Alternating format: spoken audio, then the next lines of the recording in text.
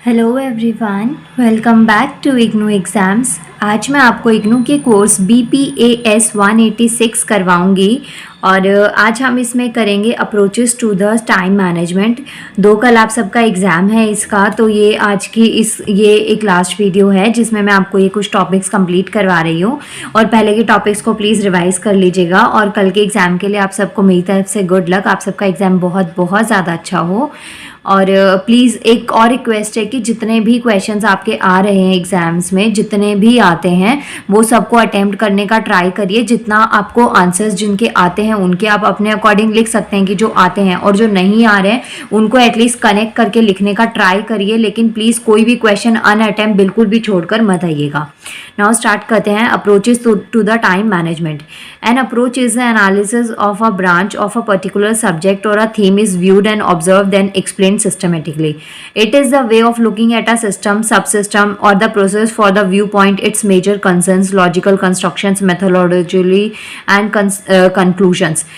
तो यूजुअली जो approach word है ना, इसका मतलब क्या होता है कि कोई काम कैसे हो रहा है, उसके क्या क्या सिम्टम्स हैं, क्या आउटपुट आपको मिल रहा है, क्या उससे आपने सीखा, वो जो क्राइटेरिया था जिस तरीके से आपने उस काम को किया उससे क्या क्या चीज़ें आपको सीखने को मिली। तो ये सब चीज़ें अप्रोच के अंदर आती हैं।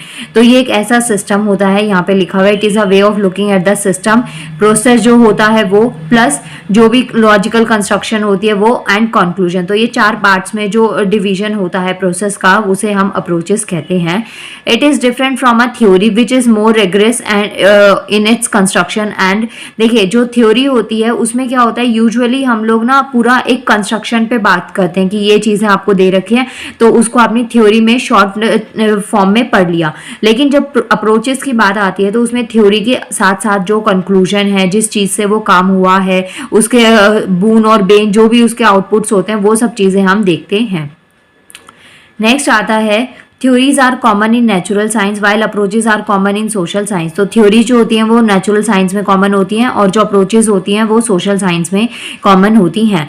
In the domain of time management there have been no theories or even all or even well constructed approaches. Therefore, in this unit, attempt has been made to broadly categorize various approaches to analyze of the time management. तो यहाँ पे आपको कुछ approaches दे रखे हैं जिससे कि जो टाइम का मैनेजमेंट हो रहा है ना, उसके बारे में आप काफ़ी हद तक पढ़ पाएंगे। जैसे फर्स्ट आपको दे रखा है एफिशिएंसी अप्रोच। तो एफिशिएंसी अप्रोच का मतलब क्या है? Efficiency means getting the most out of the available resources. जो भी चीज़ें आपके पास में अवेलेबल हैं, जैसे कि अभी जो आपके पास में वीडियोज़ अवेलेबल है ना इस सब्जेक्ट की, वो बहुत लिमिटेड मैंने अपलोड करी हैं।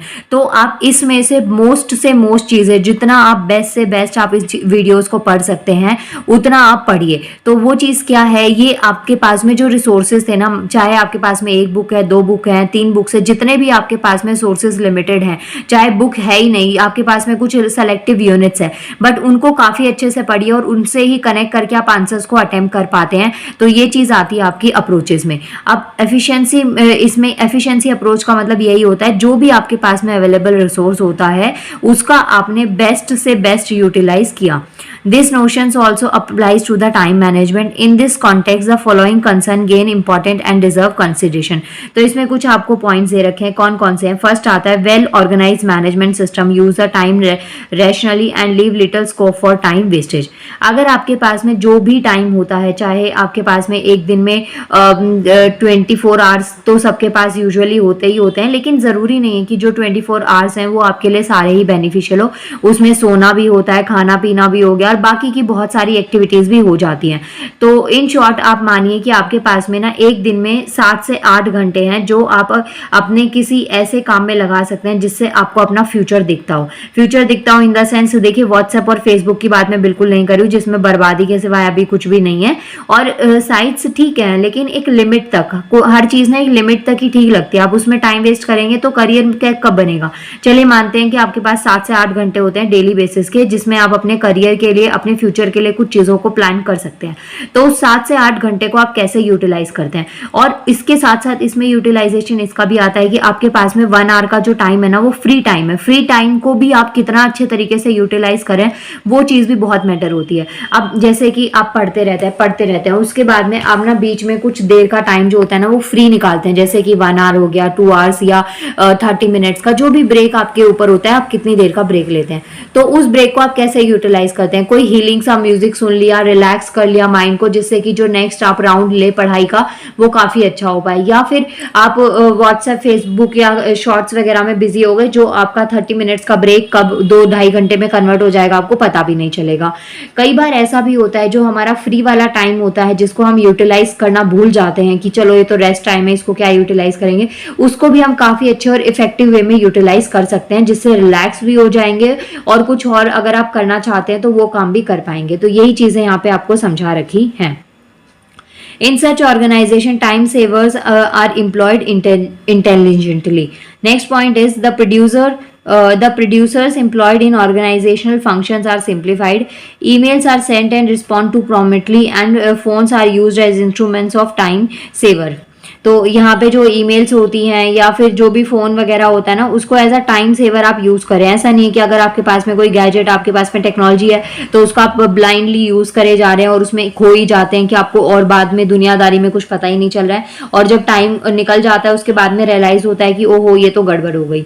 नेक्स्ट आता है technology is used optimally to enhance productivity. Technology for saving time is employed skilfully. जो टेक्नोलॉजी है ना, वो एक तरीके से आपका टाइम सेव भी कर सकती है और एक टाइम आपका वेस्ट भी करने के लिए, दोनों ही तरीके से टेक्नोलॉजी काफी हद तक अच्छी है। अब वो आपके ऊपर है, आप उसको किस तरीके से यूटिलाइज करते हैं। जो डेटा है, फोन है, ये टेक्नोलॉजी है और ये आपके पास इसलिए है ताकि आप इसको अच्छे से अच्छे काम में यूज कर सके।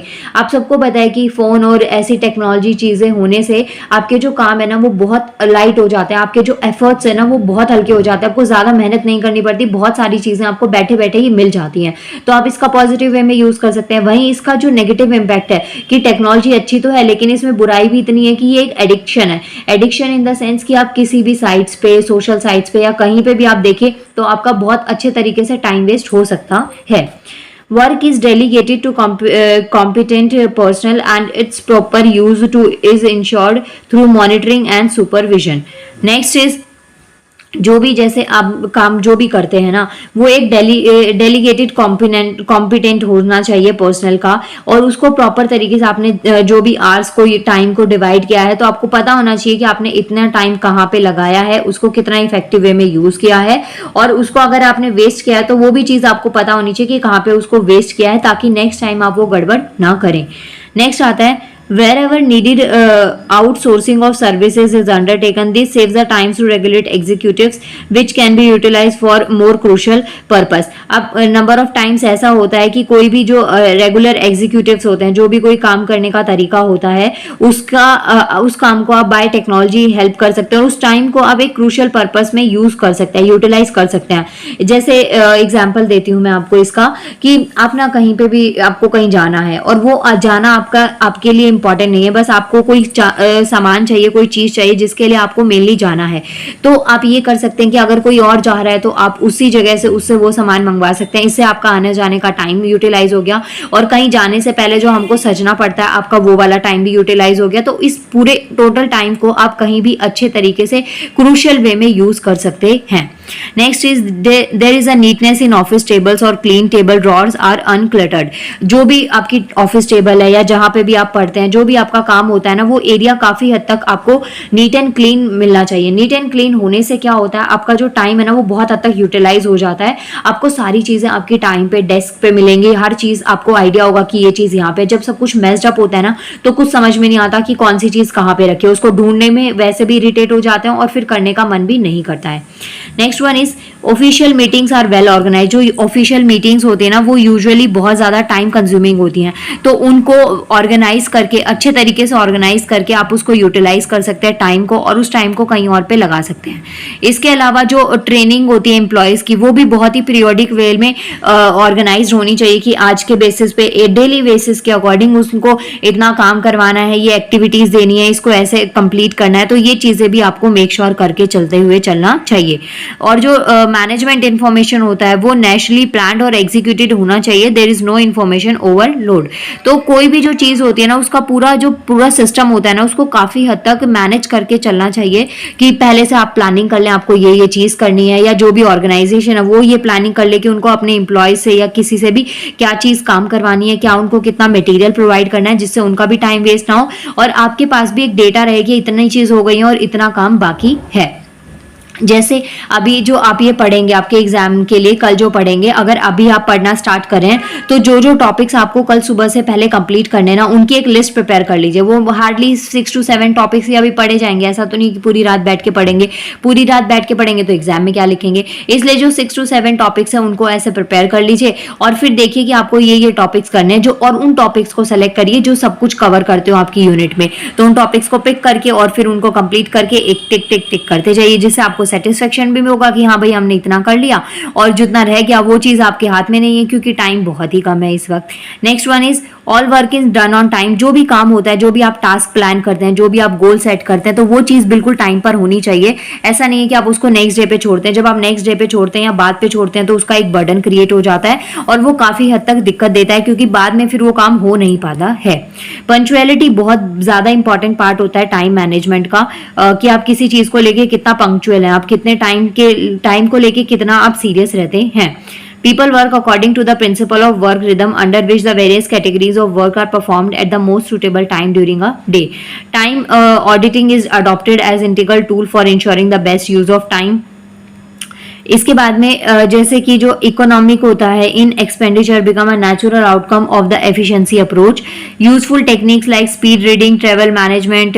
अब ये इस पॉइंट्स को भी मैं एक बार दोबारा से आपको समझाती हूँ। जैसे होता ये है कि बहुत सारे ऐसे काम होते हैं जहाँ पे आपके थोड़े से रुपए तो लगेंगे लेकिन आपका टाइम काफी हद तक सेव हो सकता है। ऐसे कई ऐसे ब्रोकर्स जो होते हैं, कई गवर्नमेंट ऐसे काम भी होते हैं, या फिर और भी कोई ऐसा काम हो सकता है जहाँ पे हो सकता है कि वो चीज आप अपने 10 या 15 रुपए बचाने के चक्कर में आप अपना टाइम बहुत हद तक वेस्ट कर देते, तो वो चीज कहीं ना कहीं गलत है क्योंकि आपको टाइम की इंपॉर्टेंस इस वक्त ज्यादा होनी चाहिए।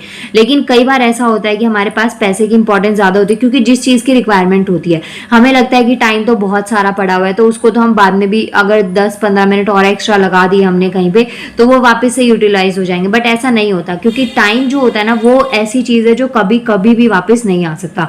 तो जो टाइम है उसको आप इकोनॉमिक एक्सपेंडिचर से भी सेव कर सकते हैं, कंज्यूम कर सकते हैं। इसके अलावा जो भी आपकी टेक्निक्स होती हैं जैसे स्पीडली किसी चीज को पढ़ लेना, ट्रैवल मैनेजमेंट होता है, या डायरी मेंटेनेंस होती है वीकली बेसिस पे, मंथली बेसिस पे कि आपने इतनी चीजें पढ़ी, इतना इसको कंप्लीट करा, तो इन सब से भी जो आपका टाइम है ना वो काफी हद तक सेव हो जाता है। तो ये फर्स्ट अप्रोच थी जिसको कहते हैं एफिशिएंसी अप्रोच।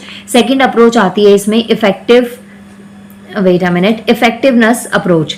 सेकेंड अप्रोच आती है इफेक्टिवनेस अप्रोच। फर्स्ट थी एफिशिएंसी अप्रोच, अब सेकेंड हम पढ़ रहे हैं इफेक्टिवनेस अप्रोच। तो this approach relates mainly to the process of goal management. तो ये जो अप्रोच है ना बेसिकली गोल मैनेजमेंट पे टारगेट सेट करने के ऊपर आती है कि आपने किसी चीज को करने के लिए कितना टाइम दिया है। The vision and the mission of an organization are clear defined and in their backdrops are formulated the goals of the organization. These goals are related to the important segments of the organization which may be long term, middle term and the short term in the duration.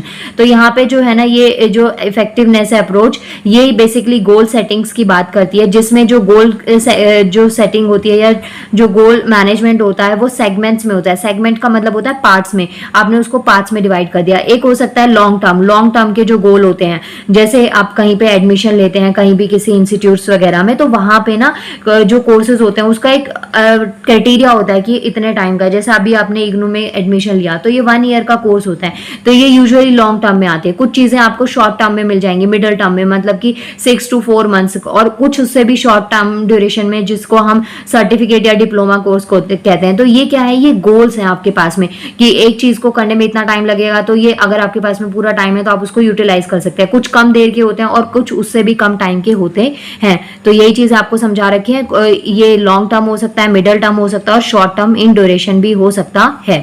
Next are priorities are drawn from various objectives and tasks from time to time. The principle followed is first things go first. जो priorities है ना वो आपकी बहुत clear होनी चाहिए कि आपको किस काम को पहले करना है, किस काम को बाद में करना है। अब इसका एग्जाम्पल देखिए, जैसे कई बार होता क्या है कि आप कोई जब काम करते हैं ना, तो वो काम आपका कंटिन्यू बेसिस पे हो रहा है, डेली बेसिस के कुछ काम होते हैं जो डेली ही आपको करने होते हैं। अब कुछ अगर आपको नया काम आ जाता है या उस काम को पहले आपको इंपॉर्टेंस देना जरूरी होता है, तो वो चीज आपको पहले कर लेनी चाहिए। मतलब कि आप अपनी प्रायोरिटीज के लिए ना आपको एकदम क्लियर होना चाहिए, आपको ये पता होना चाहिए कौन सा काम कब ज्यादा यूजफुल है और उसको आप कब कंप्लीट कर सकते हैं। Next one is stress is evident on the smart. तो जो स्ट्रेस होता है, ये जो स्मार्ट टेक्निक्स होती हैं टाइम मैनेजमेंट की, इसको हमें फॉलो करना चाहिए। अगर आप मेरे रेगुलर व्यूअर्स हैं ना, तो आपने ये पहले भी देखा होगा क्योंकि मैं करवा चुकी हूँ। स्मार्ट क्या है? S for specific, M for measurable, A for achievable, R for realistic and T for time bound goals. तो ये स्मार्ट की डेफिनेशन है। इस अकॉर्डिंग आप कुछ भी करते हैं तो जो आपका टाइम है वो काफी हद तक यूटिलाइज होता है, काफी हद तक सेव रह जाता है। Next one is there is a great stress on scientific methods of plant formulations, plan implementations and plan evaluation। तो जो great stress होता है ना साइंटिफिक मेथड्स हैं कि कैसे आपने किसी चीज का प्लान को बनाया है, किस तरीके से उसको इम्प्लीमेंट किया है और किस तरीके से इवेलुएट किया है।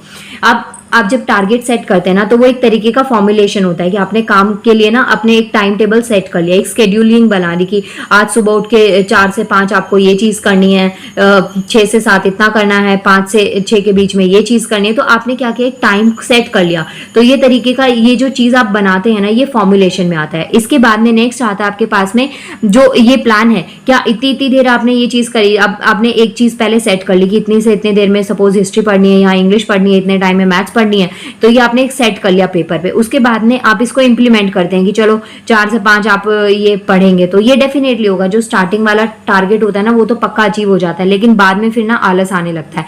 फिर जब आपने ये देखा कि आपने चलो 4 से लेके और सुबह के 8 बजे तक का एक टाइम टेबल सेट करा था कि इतने आवर्स में आपको ये चीजें करनी है, फिर आप ये देखते हैं कि खुद को इवेलुएट करते हैं कि आपने कितना % इस चीज को यूटिलाइज किया, या जो टाइम आपने सेट किया था, क्या 4 से 8 ये जो 4 आवर्स का टाइम था, आपने जितना आपने जो एफिशिएंसीज अपनी लिखी थी, क्या वो उतना ही पूरा कंप्लीट करा था, क्या सब कुछ उतना ही आपको मिला था। क्योंकि जब हम लिखते हैं ना, तो लिखने में हम थोड़े से इमोशनल हो जाते हैं और हमें लगता है कि 1 सेकंड भी कहीं पे वेस्ट नहीं जाना चाहिए। लेकिन जब वो इंप्लीमेंटेशन की बात आती है, एग्जीक्यूटिव की बात आती है ना, तो हमारी फिर ऐसी तैसी हो जाती है और हम उस टाइम टेबल के अकॉर्डिंग कभी चल ही नहीं पाते।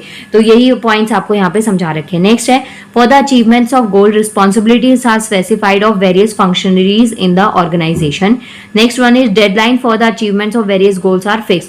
जो डेडलाइन है ना, वो एकदम फिक्स होनी चाहिए। जैसे प्रेशर होता है ना, तब ज्यादा इंसान काम करता है। आपके जो असाइनमेंट सबमिशन की डेट है आपको फिक्स मिल जाती है ना, तो आपको पता है कि चाहे जैसे भी रो कर मर कर जैसे भी हम करें, हमें उस टाइम तक करना है। लेकिन जब आपके पास में टाइम बहुत ज्यादा होता है और आपके पास डेडलाइन नहीं होती कि चलो आज नहीं कल, फिर हमारे अंदर एक आलस आना स्टार्ट हो जाता है कि आपको वो चीज कभी भी कर सकते हो।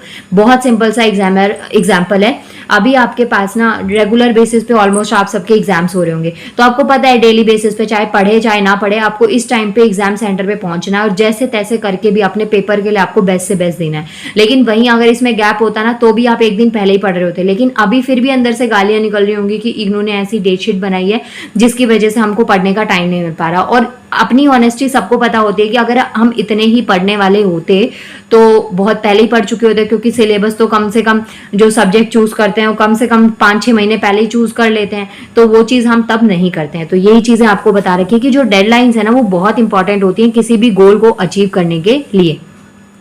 Next one is there is a great emphasis on results rather than activities.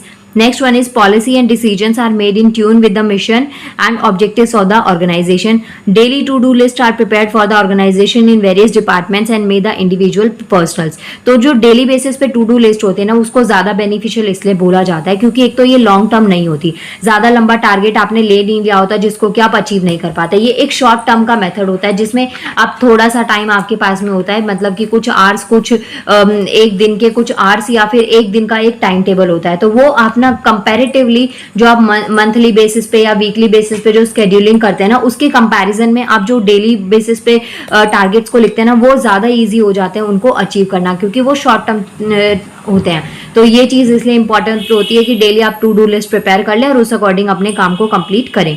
Next जो है ना, work culture is positive, peoples are dedicated to the performance of their duties. तो वर्क कल्चर जो है वो काफी हद तक पॉजिटिव होना चाहिए। तो जो ये एफिशिएंसी और इफेक्टिवनेस जो दो मैंने अप्रोचेस आपको बताई, are integrated rationally in an organisation following the maximum of sound time management. तो ये दो ऐसे अप्रोचेज हैं जिससे मैक्स टू मैक्स जो टाइम होता है किसी भी ऑर्गेनाइजेशन में वो काफी हद तक यूटिलाइज हो जाता है।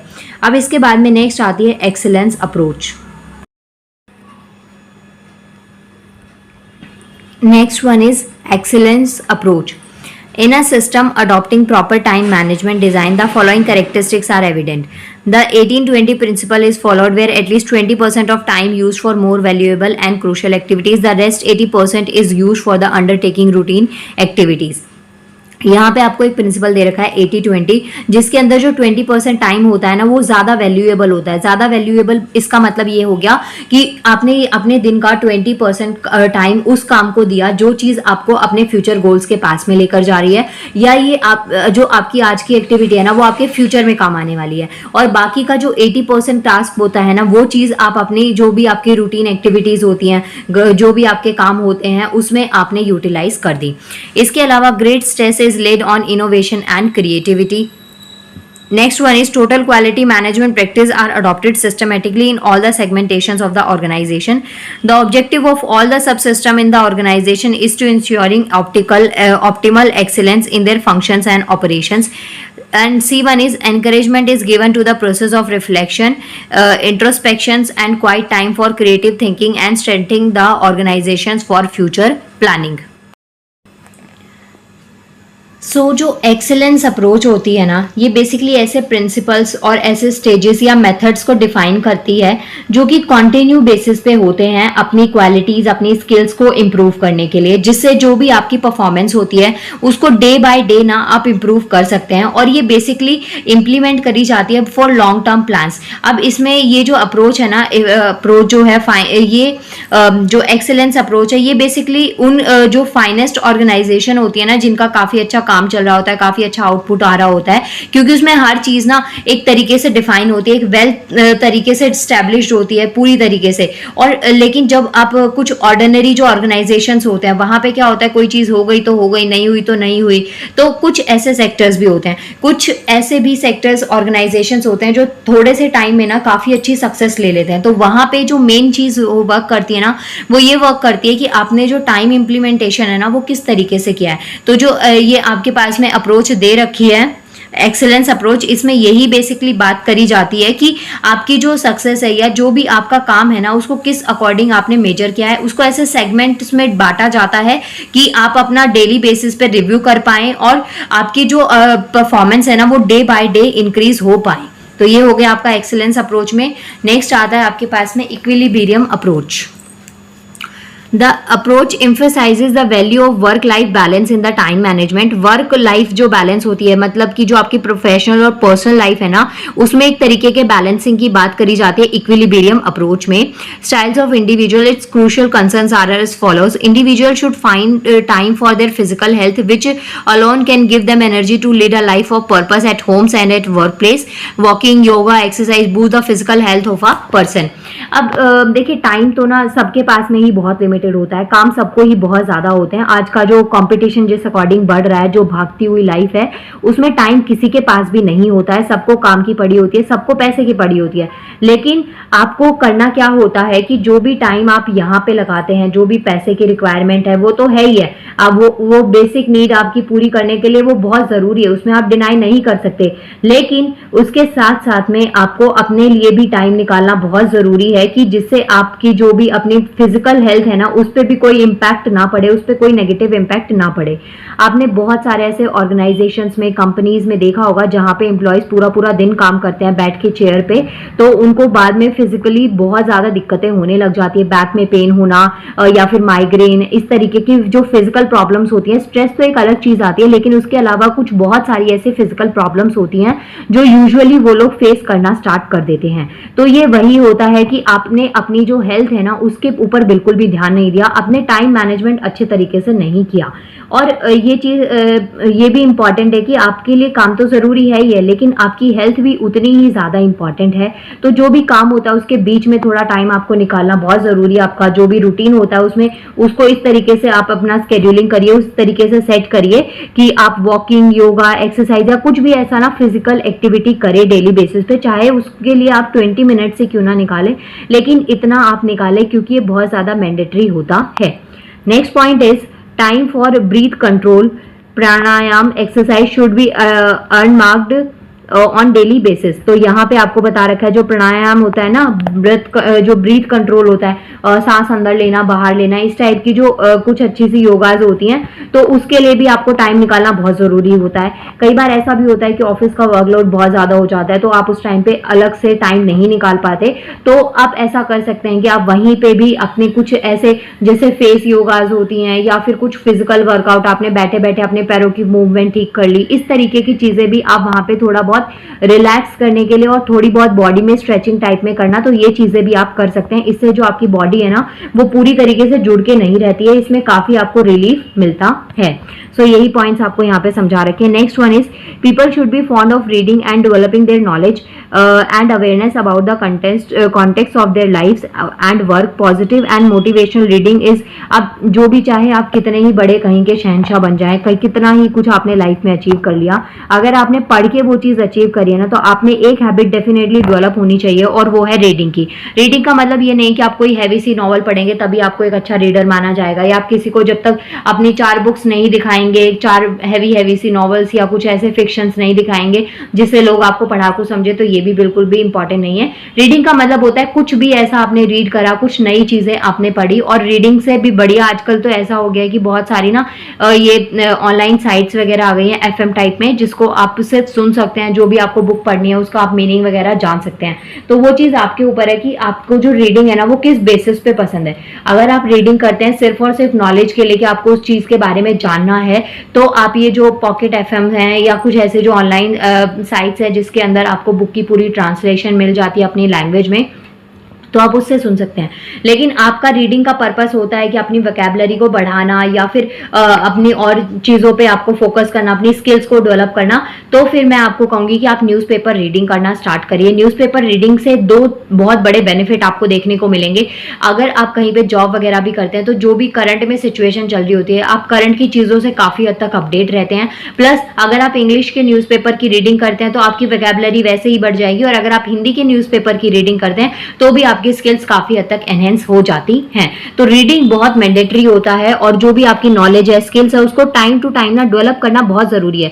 कोई भी काम आप किसी भी फील्ड में जाते हैं ना, तो आप वहां पे स्टक होके मत बैठ जाइए कि आपको डेली बेसिस पे यही काम करना है, 9 से 5 का टाइम है तो आप यही चीज करेंगे क्योंकि आपको मंथली बेसिस पे सैलरी 20-30 इतनी ही चाहिए। तो अगर आप ऐसा सोचते हैं ना, तो आप लाइफ की सबसे बड़ी गलती करते हैं, क्योंकि ऐसा नहीं है ना कि इतना ही कॉम्पिटिशन है, कॉम्पिटिशन बहुत ज्यादा है। तो कुछ आपको बड़ा अचीव करना है ना, तो उसके लिए आपको डेली बेसिस पे वर्क करना पड़ता है। तो कहीं पे भी जाके अगर आपकी वो डेस्टिनेशन आपको लगती है कि हाँ बस इससे ज्यादा आगे आपको जाना नहीं है, तो बात अलग है। लेकिन अगर आपको लगता है कि आप में एफिशिएंसी है और आप कुछ और भी नया कर सकते हैं, तो कहीं पे भी एक जगह ऐसे रुकिए मत, उस चीज को आगे थोड़ा थोड़ा अपने गोल को और बढ़ाते जाइए, और फिर देखना आप तक बहुत अच्छी अच्छी चीजें भी अचीव कर सकते हैं जिसका शायद आपने कभी सोचा भी ना हो। नेक्स्ट वन इज मेडिटेशन और प्रेयर्स होते हैं। ये भी काफी अच्छा एक पॉजिटिव टाइम मैनेजमेंट सिस्टम होता है। बहुत ज्यादा स्ट्रेसफुल लाइफ होती है, थोड़ा बहुत देर आपने ध्यान लगा लिया, प्रेयर कर ली, या फिर कुछ ऐसी अदर एक्टिविटीज कर ली जिससे जो आपका स्ट्रेस है उससे थोड़ा बहुत आपको रिलीफ मिल जाए। Next point is family should be given quality time by professionals.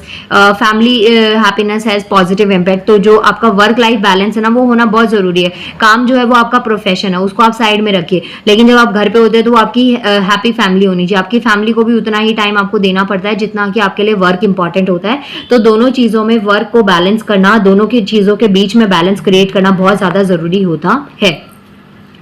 Next one is there should be a climate, देखिए यहाँ पे दे रखा है leisure time also need to be well planned. अब जो कभी कभार जो डेली बेसिस पे काम होते हैं उसमें तो आप अपनी फैमिली को कम ही टाइम दे सकते हैं, लेकिन कुछ आपको अपनी फैमिली को अब फ्री टाइम भी देना चाहिए, जिसमें या तो आप कहीं पे लंच डिनर पे चले गए या कहीं छोटी सी पिकनिक पे चले गए या बच्चों के साथ में, या जो भी आपकी फैमिली है, पेरेंट्स हैं, ग्रैंड पेरेंट्स हैं, कोई भी आपकी फैमिली में जो भी आपके लव्ड वंस आते हैं उनके साथ में आप थोड़ा घूम फिर लिए, तो आपको उनको टाइम देना भी बहुत ज्यादा जरूरी होता है। Next one is there should be a climate of motivations and enthusiasm in the personal and professional life. People should love their work and draw satisfactions from it. अब यहाँ पे ये चीज़ ना बहुत समझने वाली है। कुछ ऐसे भी बच्चे होते हैं, कुछ ऐसे लोग भी होते हैं जिनको ना सिर्फ काम करने से मतलब होता है, जाओ 9 से 5 की जॉब है, काम करके आ जाओ क्योंकि आपको मंथली बेसिस पे सैलरी मिल रही है। लेकिन अगर आप उस काम को एंजॉय नहीं कर पाते ना, तो वो चीज़ बहुत ज़्यादा गलत होती है। जब आप उस काम को एंजॉय कर पाते हैं तो आपके पास में बहुत सारे अलग अलग आइडियाज आते हैं, उसको किस तरीके से आप बेस्ट से बेस्ट बना सकते हैं। तो ये चीज़ है कि आपका जो भी काम होता है ना, उसके लिए आपके मन में बहुत अच्छी फीलिंग्स होनी चाहिए, उस काम के लिए आपके मन में बहुत रिस्पेक्ट होनी चाहिए, प्लस बहुत प्यार होना चाहिए, ताकि उस काम को आप इंजॉय करें और वो काम आपके लिए स्ट्रेस ना बने। काम स्ट्रेस तभी बनता है जब हम उसमें इंटरेस्ट नहीं लेते या हमें उसमें काम में मजा नहीं आता है। तो यही पॉइंट्स आपको यहाँ पे समझा रखे हैं।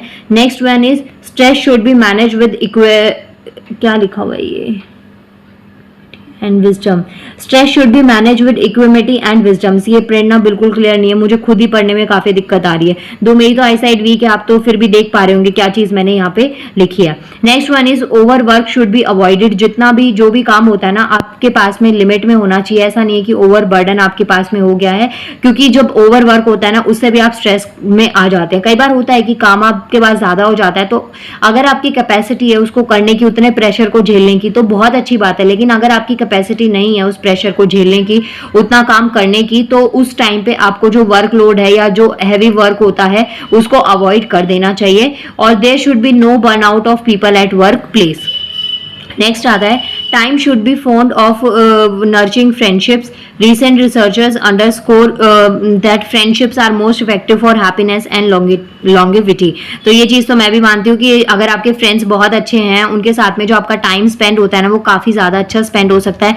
एक तरीके का आपको स्ट्रेस रिलीफ का वो काम कर देते हैं। और जो टाइम है उसको आप उस अकॉर्डिंग डिवाइड करिए कि आपको अपनी पर्सनल और प्रोफेशनल दोनों ही लाइफ में आप अच्छे तरीके से उसको मेंटेन कर पाएं। ऐसा नहीं कि एक काम के लिए आपको दूसरा छोड़ना पड़े या काफ़ी हद तक आप में स्ट्रेस आ जाए। तो ये पॉइंट्स आप यहाँ पे अपने आंसर में इक्विलिब्रियम अप्रोच में लिख सकते हैं। नेक्स्ट यहाँ पे आपको चेक योर प्रोग्रेस में क्वेश्चन दे रखा है, explain the approaches to the time management. तो अभी मैंने आपको जो अप्रोचेस करवाई है ना टाइम मैनेजमेंट की, उसमें आप इसके अकॉर्डिंग आंसर लिख सकते हैं। फर्स्ट आपके मैंने करवाई है efficiency approach, second one is effectiveness approach, third one is excellence approach and number fourth is equilibrium approach. तो टोटल मैंने आपको 4 टाइप्स ऑफ अप्रोच करवाई हैं। इस अगर ये क्वेश्चन आपके एग्जाम में आता है कि जो अप्रोचेस कौन कौन सी होती है टाइम मैनेजमेंट की आपको लिखनी है, तो आप इन पॉइंट्स को यहाँ पे लिख सकते हैं अपने आंसर में। नेक्स्ट क्वेश्चन आता है distinguish between the efficiency approach and effectiveness approach to the time management. तो एफिशिएंसी अप्रोच और इफेक्टिव अप्रोच क्या होता है, उन दोनों में आपको डिफरेंस देना है। सो ये कुछ पॉइंट्स है, एक बार मैं फिर भी दिखा देती हूँ इफेक्टिव अप्रोच। और ये है आपके पास में एफिशिएंसी अप्रोच, जो सबसे पहली शीट मैंने करवाई है। और उसके बाद में सेकंड यहाँ पे आती है, ये आपके पास में इफेक्टिव अप्रोच है। ये देखिए यहाँ पे ये लिखा ना इफेक्टिवनेस अप्रोच। तो ये आपके पास में 2 क्वेश्चन हो गए, दोनों क्वेश्चन के आंसर आप अब अटेम्प्ट कर सकते हैं। और मिलते हैं नेक्स्ट वीडियो में नेक्स्ट सब्जेक्ट के साथ में। और आपको मुझे कमेंट करना है कि आप में से किस किस को BEGLA 137 की वीडियोस चाहिए, और प्लीज़ मुझे कमेंट करिएगा, फिर उस अकॉर्डिंग मैं इसकी रिकॉर्डिंग करूंगी। और अगर आपको BSOE की भी चाहिए वीडियोस, BSOE सब्जेक्ट कोड है 146, अगर आपको इसकी भी वीडियोस चाहिए तो आप मुझे कॉमेंट कर सकते हैं। नाउ मिलते हैं नेक्स्ट वीडियो में and thank you so much.